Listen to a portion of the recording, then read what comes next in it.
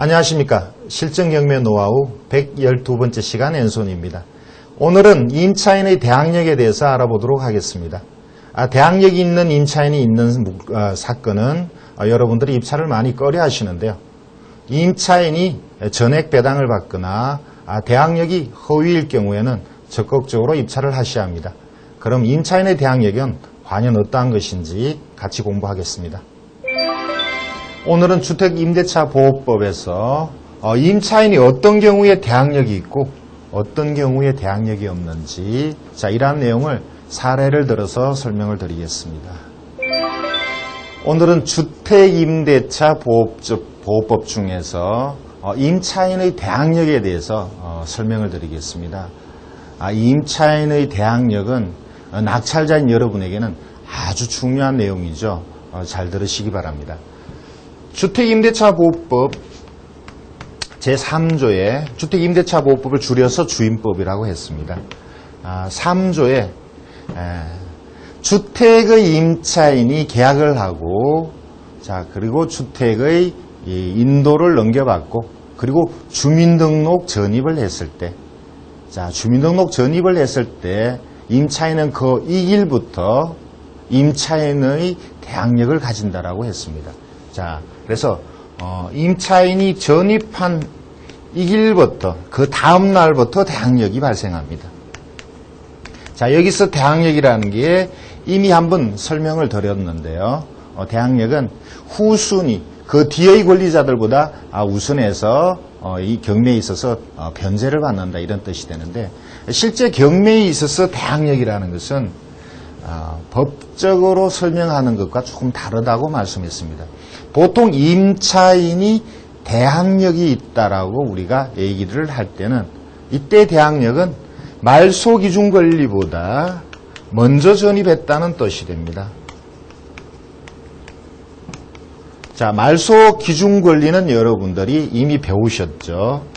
그래서 등기부상 경매하는 부동산의 등기부상에 가장 앞서 있는 근저당이나 가압류, 담보가등기 이런 것들이 말소 기준 권리라고 했는데 이러한 말소 기준 권리보다 임차인이 하루라도 먼저 전입했다면 우리는 대항력 있는 임차인이라고 말한다는 거죠. 같은 날이 아니고 근저당과 같은 날이면 대항력이 없습니다. 임차인은 이길 영시니까. 그래서 근저당보다 하루 먼저 또는 그 이상 먼저 전입했을 경우에 우리는 임차인이 대항력이 있다라고 말합니다. 이 대항력이라는 말은 그렇게 쓰여 있는데 이렇게 대항력이 있는 임차인이 그 보증금을 법원에서 배당받지 못할 경우에 배당받지 못한 보증금은 낙찰자인 여러분이 부담을 해야 된다. 그래서 이것이 아주 중요한 의미가 있다는 거죠. 대항력이 있는 임차인이 그 보증금을 법원에서 다 배당받으면 낙찰자인 여러분은 아무런 부담이 없이 쉽게 그 임차인을 내보낼 수가 있습니다. 그런데 만약에 배당받지 못할 경우에는 여러분들이 큰 부담이 생기죠. 그것이 수천만 원, 경우에 따른 수억 원이 될 수도 있죠. 그래서 임차인의 대항력이 있다 없다가 매우 중요하다는 뜻이죠. 대항력이 있다 없다를 판단해야 되고 그 다음에는 앞으로 배울 실제 그 임차인이 배당을 받느냐 못 받느냐가 또 중요하죠. 그렇다면 이 대항력을 좀 더 구체적으로 말씀드리면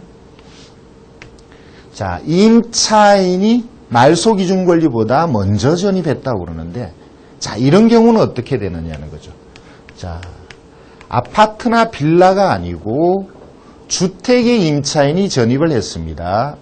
주택은 등기부라는 것이 두 개로 구성되어 있죠. 주택은 토지 등기부가 있고 건물 등기부가 있습니다. 집합 건물은 토지 등기부가 별도로 없죠. 그래서 토지 등기부와 건물 등기부가 있는데 임차인이 토지 등기부 예를 들어서 2000년에 근저당이 있다. 건물은 2003년에 근저당이 있다. 이렇게 말소 기준 권리가 토지와 건물이 별개로 다르다. 이런 상태에서 임차인이 만약에 2002년에 전입했다면 2002년에 전입한 임차인은 대항력이 있느냐 이거죠. 자, 말소기준 권리보다 먼저 전입해야 되는데 토지의 말소기준 권리보다는 늦게 전입했고 건물의 말소기준 권리보다는 빨리 전입했다면 대항력이 있느냐. 자, 우리는 이러한 임차인을 대항력이 있다라고 합니다. 자, 결론적으로 임차인은 건물의 등기부로만 대항력을 판단한다는 거죠. 토지의 등기부 말소기준 권리보다 늦게 전입해도 건물의 말소기준 권리보다 먼저 전입하면 우리는 임차인을 대항력이 있다라고 말한다는 거죠. 자, 그래서 주택의 경매를 할 때 여러분은 임차인의 대항력을 오직 건물의 등기부로만 판단을 하셔야 된다는 것 잊지 마시고요. 자, 이와 유사한 사례가 또 있습니다. 자, 집합 건물에서 이미 배우셨는데 토지 별도 등기가 있습니다. 자, 이때 토지 별도 등기라는 것은 건물의 대지권인 토지에 뭔가 가압류나 건저당이 있다는 거죠. 이 토지 별도 등기가 예를 들어서 2001년에 건저당이 설정돼 있고 건물에는 그보다 늦은 2003년에 건저당이 설정돼 있는데 임차인이 2002년도에 임차인이 전입했다면 이 임차인은 대항력이 있느냐 이거죠. 자, 역시 주택과 똑같이 집합 건물에 토지 별도 등기가 있을 때도 역시 토지의 설정일은 관계가 없고 오직 집합 건물의 등기부상 말소 기준 권리로만 임차인의 대항력을 따진다는 겁니다. 자, 이 부분은 집합 건물의 토지 별도 등기 때 이미 말씀드렸던 내용입니다. 자, 그리고 또 하나 말씀을 드리겠습니다. 일반적으로 건물을 만약에 주택에 임차인이 있는데 이 임차인이 주택의 소유자 A와 계약을 했습니다. 임차인 B가 A와 계약을 했었는데 이 A가 주택을 C에게로 소유권을 넘겼습니다. 그러면 이 C는 임차인의 보증금을 그대로 승계하게 되어 있습니다. 자, 이것은 주택임대차보호법에 규정된 내용이죠. 주택을 승계받은 사람은 임차인에게 보증금을 돌려줄 의무를 그대로 승계를 하게 돼 있죠. 자, 그런데 이것은 일반 매매일 때의 얘기죠. 자, 이때 임차인은 대항력 여부하고는 관계없습니다. 어떤 임차인이든 그 보증금은 새로운 주인이 책임을 져야 됩니다. 그런데 경매는 그렇지가 않죠. 경매에 있어서 이 임차인이 대항력이 있을 때는 낙찰자가 이때는 C가 되겠죠. 대항력이 있을 때는 임차인의 보증금을 승계를 받습니다.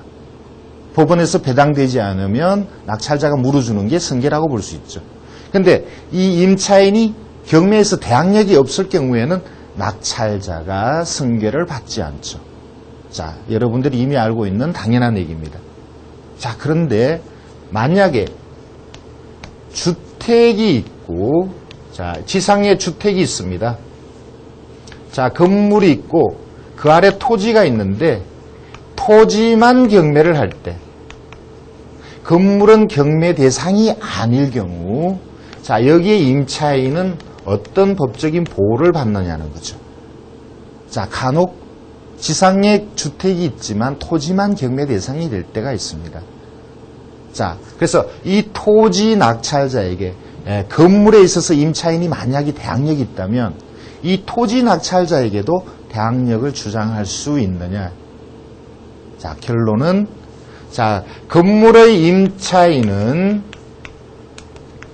토지 낙찰자에게 토지만 낙찰받은 토지 낙찰자에게는 대항력을 주장할 수 없습니다. 자, 이것은 이렇게 생각해도 되죠. 토지의 낙찰자는 토지의 소유자고 건물은 경매의 대상이 되지 않았죠. 그래서 경매의 대상이 아닌 주택을 점유하고 있는 임차인은 계속 거기에 살고 있으면 됩니다. 자, 이것이 건물이 미등기 건물이어도 매한가지입니다. 미등기 건물이어도 임차인은 그대로 대항력을 주장할 수 있다는 거죠. 자, 그러니까 만약에 여러분이 토지만 낙찰받았다면 그 지상 건물의 임차인이 대항력이 있거나 말거나 토지 낙찰자는 아무런 부담이 되지 않는다는 거죠. 역시 여러분들이 앞으로 토지만 만약에 낙찰받으실 때는 이러한 내용을 알고 있어야 되겠죠. 자, 주택임대차보호법에 지금 대항력에 대해서 말씀을 드리는데, 자, 이런 경우가 있습니다.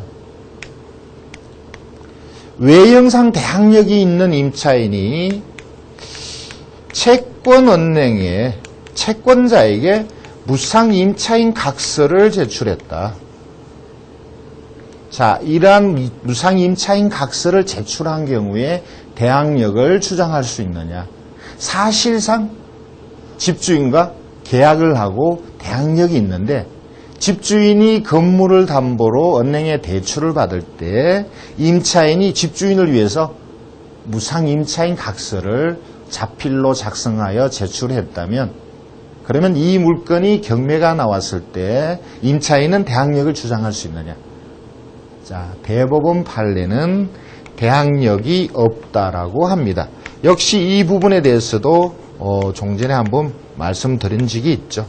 대항력이 없다.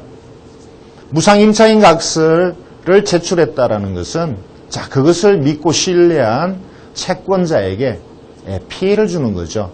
자, 임차인이 아니라고 얘기했다가 경매가 진행되니까 다시 임차인이라고 그러면 채권자가 피해를 보죠. 그래서 민법상 얘기하는 금반은 한 번 한 말을 뒤집으면 안 된다. 신입치. 이런 내용으로 해서 임차인을 대항력을 인정하지 않는데 그러나 무상임차인 각서를 제출했다는 내용 그 하나만으로 여러분들이 대항력이 없다라고 인정하는 것은 매우 위험한 일이라고 종전에 한번 말씀을 드렸고요. 그래서 무상임차인 각서 이 내용에 대해서는 별도로 한번 말씀을 드린다라고 종전에 역시 말씀을 드렸습니다. 그래서 이 부분에 대해서는 제가 많은 사례를 갖고 있기 때문에 이 내용에 대해서만 따로의 한 파트의 시간을 마련해서 한 번 더 말씀을 드리겠습니다. 자, 지금까지 말씀드린 게 일단 임차인의 대항력이 어떤 내용이냐, 그리고 그 대항력이 여러분 낙찰자에게 어떤 부담이 되느냐, 이런 정도로 말씀을 드렸습니다. 자, 그러면 사례를 보고 좀 더 자세히 설명을 드리죠. 자료를 같이 보실까요?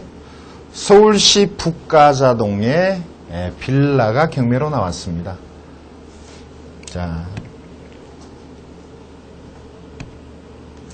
자, 다세대 빌라고요. 2004년 12월에 9천에 감정이 되고 중간에 누군가가 4,300에 낙찰을 받았는데 불허가 되었습니다. 자, 그리고 이것이 2006년 2월에 아주 저렴한 금액 1억 5,500에 낙찰되었습니다. 자, 이렇게 9천만 원 하는 것이 1억 5,500에 낙찰됐다는 것은 어딘가 문제가 있거나 인수할 권리가 있다, 이렇게 추정이 되죠. 자, 아래쪽의 내용을 같이 볼까요?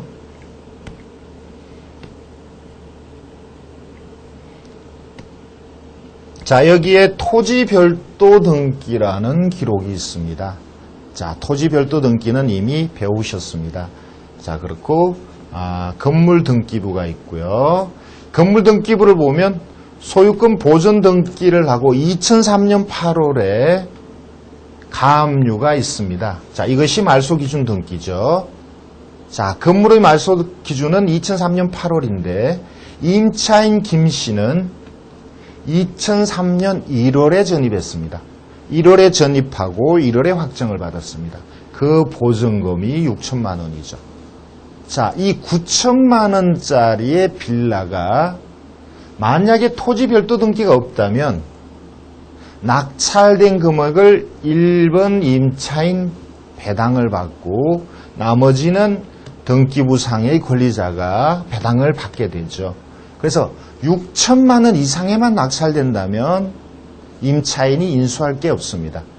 자, 그런데 토지 별도 등기가 있어서 낙찰된 금액 중에서 40%죠. 9천만 원 중에 3,600이면 40%입니다. 자, 이 40%가 토지 쪽으로 먼저 배당이 되죠. 왜냐하면 토지 쪽의 건저당은 분명 임차인이 전입한 날짜보다 앞서서 건저당이 돼 있을 것이기 때문입니다. 그러면 간단하게 토지 등기부를 한번 보겠습니다. 자, 토지 등기부를 좀 키우겠습니다. 자, 여기서 보시면 2002년도에 건저당이 설정되어 있고, 자, 중소기업은행이죠. 자, 그러니까 대지권의 목적인 토지에 2002년도에 이미 건저당이 설정되어 있으니까 그 2002년도는 임차인의 2003년보다 빠르죠. 그러니까 토지는 건저당이 2002년, 임차인은 2003년 1월이죠. 그리고 건물의 말소기준은 2003년 8월이 됩니다. 임차인은 토지의 말소기준 권리보다 늦지만 임차인의 대항력은 오직 건물로만 따지니까 임차인은 대항력이 있다는 거죠. 자, 그래서 낙찰된 금액을 결국은 토지 쪽이 임차인보다 먼저 배당을 받는데 그 배분액은 전체 감정가의 40%라는 거고요.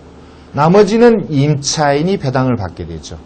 자, 그렇게 되니까 결국 낙찰되는 금액에서 6천이 배당이 돼야 되는데 아주 많은 인수가 나오죠. 자, 최종적으로 낙찰된 금액을 보겠습니다.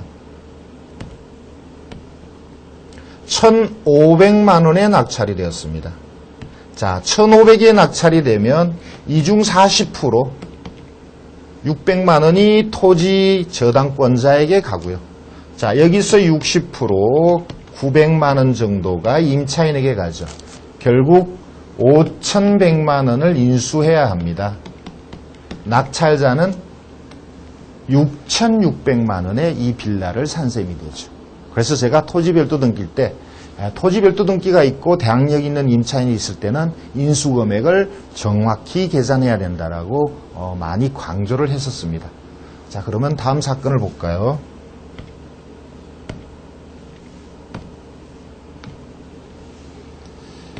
부산시에 아파트가 경매로 나왔습니다.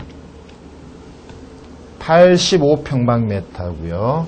자, 이것이 2006년에 1억 2,500 감정, 자, 최종적으로 7,890만 원에 낙찰이 되었습니다. 자, 아래쪽에 기록을 좀 보겠습니다. 자, 토지별도 등기나 이런 내용은 없죠. 자, 등기부상의 권리는 비교적 깨끗합니다. 2002년도에 건저당이 설정되었고 이것이 말소기준 권리입니다. 자, 그런데 점유자 임차인의 기록에 보면 두 사람의 임차인이 나오는데요. 박 씨와 이 씨가 나오는데 박 씨가 98년에 전입했다라는 내용이 나옵니다. 자, 98년이면 말소기준 권리보다 훨씬 앞서 있으니까 외형상 대항력이 있다라고 표시되어 있는데 그 뒤에 전소유자의 처라는 내용이 나옵니다. 전처. 자, 전처니까 이혼했다는 거죠. 자, 이 염씨의 소유자 염씨의 전처. 자, 이 전처가 대항력이 있느냐는 거죠. 자, 부부 사이에는 임대차가 성립하지 않는다고 말씀드렸습니다. 근데 부부가 아닌 상태에서는 성립하죠. 다시 말씀드리면 이혼한 날로부터는 이론상 임차인이 될 수가 있습니다. 결국 언제 이혼했느냐, 이것이 대항력이 있느냐 없느냐의 문제가 되는데 은행에서는 자, 여기 말소기준인 건저당의 우리은행은 대출할 때 부부의 주민등록을 반드시 보죠. 자, 등기부상에 등기부가 아니고 주민등록상에 부부가 만약에 이혼해서 남남이라면 정상적인 대출이 나갈 수가 없습니다. 그러니까 여러분은 자, 건저당 이때는 두 사람이 이혼하기 전이라고 보시면 돼요. 다시 말씀드리면 건저당 한 이후에 부부가 이혼했고, 자, 이혼한 이후부터 임차인이 됐으니까 이 건저당보다 임차인이 된 날은 늦다는 거죠. 자, 대부분의 이혼한 사건에 있어서는 대항력이 없다고 보셔도 됩니다. 비록 전입일이 빨라도 그것은 임차인이 아닌 소유자 또는 소유자의 배우자로서의 전입이죠. 자, 여러분은 모든 부부가 이혼한 사건에 있어서는 대항력이 없다고 보셔도 무방할 것 같습니다. 다음 사건을 볼까요?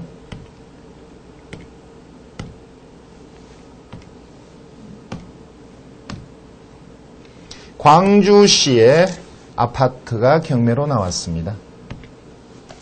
자, 좀 대형 아파트네요. 162평방미터. 자, 1억 8천에 감정되고, 자, 한 번 주차된 다음에 1억 6,300에 낙찰되었습니다. 아래쪽의 기록을 보겠습니다. 자, 등기부를 먼저 보죠. 98년도에 3건의 가압류가 있네요. 자, 그중 가장 앞서는 것이 말소 기준이 될 테고요. 자, 임차인 점유자가 이씨로 나옵니다. 자, 보증금은 크지 않네요. 큰 아파트에 3천만 원의 보증금을 주장하고 있는데 그 전입일이 93년입니다. 자, 그리고 그 뒤쪽에 아래쪽에 이런 기록이 나옵니다. 자, 현재 점유하고 있는 이씨는 자, 강씨의 부인이다. 전처다. 이런 내용이 나오죠. 앞의 사건과 똑같이 이혼했다는 뜻이죠. 자, 그렇다면 98년 이전에 이혼했느냐, 그 이후에 이혼했느냐의 문제가 됩니다. 자, 이것은 여러분들이 사실 이혼을 언제 했느냐를 직접 조사하기는 어렵죠. 자, 그러나 앞에 사건에서 말씀드렸던 것처럼 저는 98년 이전에 이혼했을 걸로 보지는 않습니다. 거의 대부분의 사건에서 이혼한 내용은 건저당이나 가압류 이후에 자, 경제적으로 어려움이 있은 이후에 이혼을 했다라고 봅니다. 그래서 만약에 여러분들이 이혼한 전 배우자가 임차인으로 있는 사건은 거의 문제가 없다고 보고 입찰에 참여하셔도 되겠습니다. 다음 사건을 보죠. 부천에 토지가 경매로 나왔습니다. 자, 토지가 경매로 나왔는데 건물이 보이죠. 자, 그래서 토지 171평방미터가 경매 대상이고 건물은 경매에서 제외되었습니다. 자, 사진으로 보면 주택으로 나타나는데요. 자, 이것이 3억 7,700에 감정되어서 2008년 6월 현재 경매가 진행 중인 사건입니다. 자, 아래쪽에 보면 2종 일반 주거지역이라는 내용이 나오고 개발행위 허가 제한, 재정비 촉진지구, 자, 이런 내용이 나오는 걸로 봐서는 재개발과 관련이 있는 걸로 보여집니다. 자, 재개발과 관련이 있습니다. 부천 지역은 그런 지역이 많죠. 자, 재개발과 관련이 있으니까 큰 호재가 있습니다만 문제는 토지만 경매 대상이라는 거죠. 자, 건물은 여기에 등기상 나타나지 않습니다. 그리고 많은 임차인이 보이네요. 자, 여기에 건물은 제시외로 되어 있고 2층 건물은 경매에서 제외됐다는 내용이 나옵니다. 자, 아래쪽에 좀 더 내용을 보겠습니다. 자, 등기부를 먼저 보죠. 토지 등기부를 보니까 90년에 건저당한 기록이 나오네요. 자, 그러면 여러분이 법정지상권을 배우셨죠. 토지만 낙찰받았을 경우에 그 지상의 경매 대상이 아닌 건물이 법정지상권이 있느냐. 자, 그것을 따질 때는 기본적으로 두 가지 조건이 있었다라고 말씀드렸습니다. 토지와 건물이 이 정씨가 모두 소유자냐, 동일한 소유자냐, 토지 건물이 모두 정씨의 소유자냐. 그리고 두 번째, 90년 건저당을 설정하기 이전에 이미 건물이 존재하느냐. 이 두 가지를 만족해야 되죠. 자, 건물이 등기부가 없습니다만 건축물 대장이 있을 수 있고요. 세금이 부과됐을 수 있습니다. 그래서 이 건물이 정시의 소유인지 아닌지는 쉽게 판단이 되겠죠. 또 하나, 이 건물이 90년 이전에 지어졌는지도 쉽게 판단이 될 겁니다. 그래서 법정지상권이 있는지 없는지를 여러분은 어렵지 않게 판단할 수 있을 겁니다. 자, 그 다음에 두 번째는 뭐죠? 자, 법정지상권이 있다 없다를 떠나서 이 건물의 임차인들이 대항력이 있느냐? 사실 대항력이 모두 있다라고 봐야 됩니다. 등기부가 없지만 모두 대항력이 있다고 보는데 토지 등기부와는 건물의 임차인의 전입일이 아무런 관련이 없다고 말씀드렸습니다. 자, 대항력이 있든 없든 토지 낙찰자는 건물의 임차인에게 아무런 부담이 없죠. 앞의 칠판 강의에서 이미 말씀드렸습니다. 단 배당을 받을 순서가 된다면 배당만 받으면 됩니다. 자, 그래서 여러분 입장에서는 임차인이 아무리 보증금이 많다, 일찍 전입했다 하더라도 토지 낙찰자의 부담은 아니라는 것 알고 계셔야 되겠죠. 자, 그래서 이 물건에 있어서는 오직 법정지상권이 있느냐 없느냐, 법정지상권이 있을 때 어떻게 정리할 거냐, 없을 때는 어떻게 해결할 거냐, 그리고 이것이 재개발과 관련해서 나에게 어떤 호재가 있느냐, 자, 이것을 판단하고 입찰 여부를 결정하시면 되겠습니다. 다음 사건을 보겠습니다.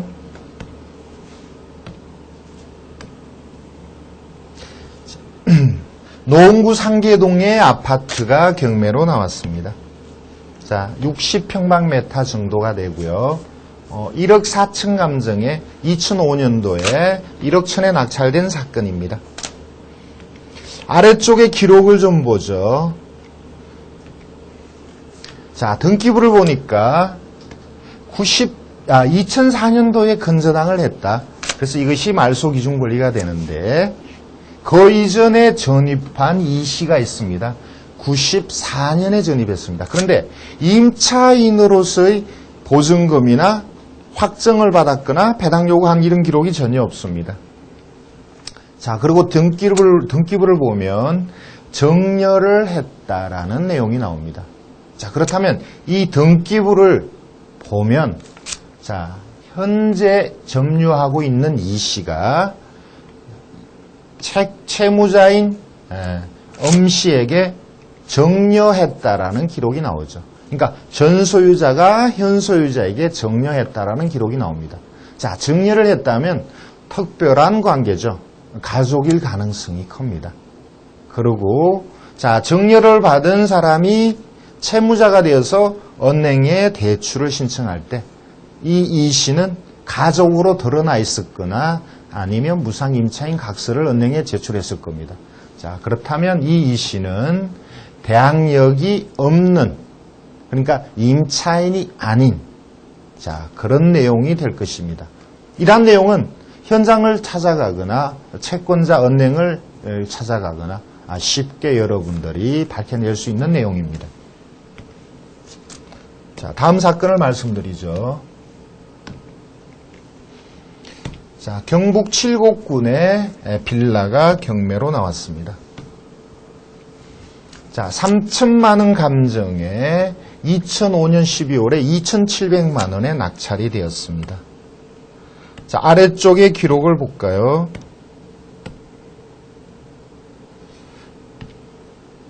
자, 등기부상에 2004년 9월에 말소기준 권리가 있습니다.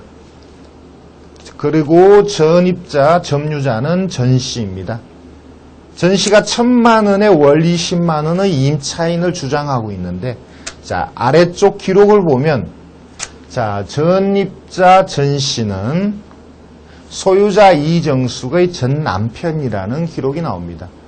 그래서 이혼했다는 내용이죠. 그리고 현재 채권자, 건저당권자에게 무상임차인 각서를 제출했다고 되어 있습니다.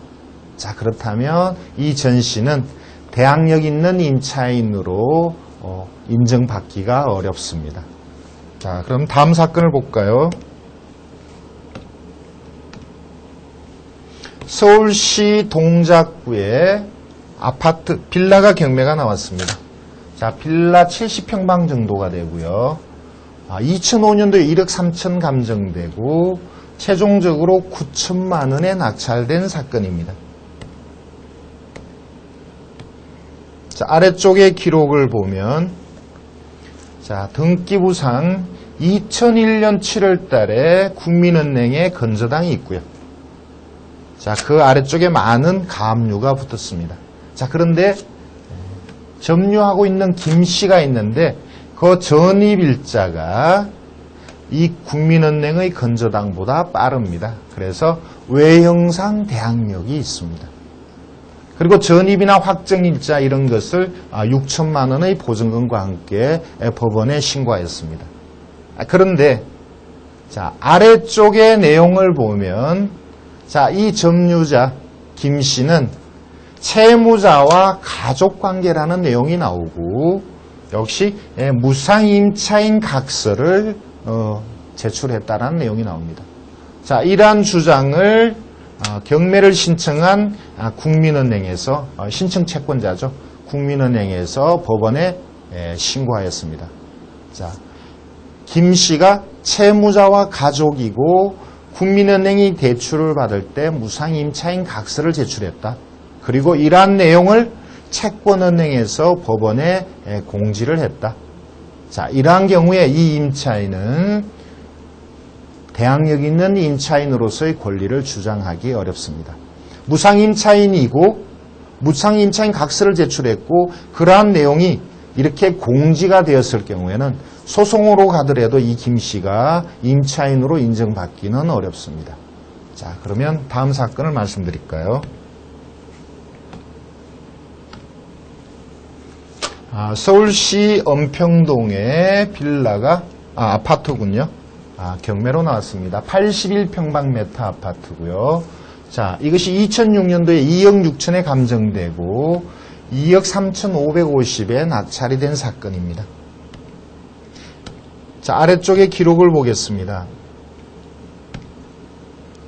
자, 여기를 보시면 등기부에 2002년 8월에 건저당했다라는 기록이 나오고 자, 이것은 국민은행의 건저당입니다.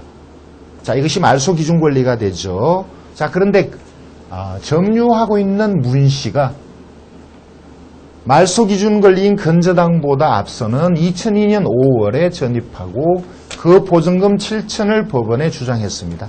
대항력이 있죠. 그런데 이렇게 법원에 문씨가 권리를 신고하기 이전에 법원의 집행관이 현황 조사하러 갔을 때는 문씨가 스스로 나는 임차인이 아니라고 이미 진술을 했었습니다. 자, 상식적으로 진정한 임차인이라면 법원의 직원이 나왔다 해서 무상임차인이라고 말하지 않죠. 자, 이것은 문씨가 채무자와 특별한 관계에 있고 사실상 임차인이 아니라는 뜻입니다. 그런데 그렇게 진술한 이후에 법원에는 이제 다시 말을 번복해서 나는 임차인이라고 주장한 거죠. 자, 이것은 인정받기 어렵습니다. 실제 임차인이 아닐 가능성이 크거니와 이렇게 무상임차인이라고 진술한 것을 다시 번복했을 때 그것은 법원에서 인정하기가 어렵죠. 자, 이것이 낙찰되고 난 이후에 자, 이 문씨가 법적인 공방을 벌였습니다.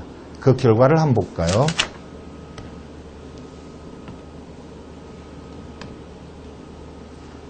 낙찰자가 문씨를 상대로 인도명령을 신청했고요. 그리고 법원에서는 낙찰자의 손을 들어줬습니다.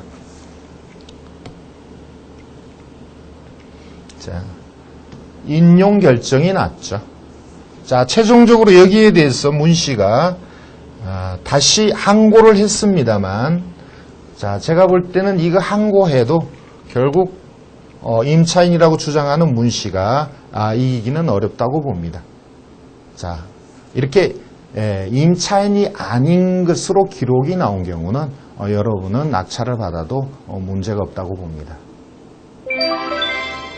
주택 임차인의 대항력에 대한 판단은 오직 건물 등기부의 말소 기준 권리보다 먼저 전입했느냐 나중 전입했느냐로만 판단을 합니다.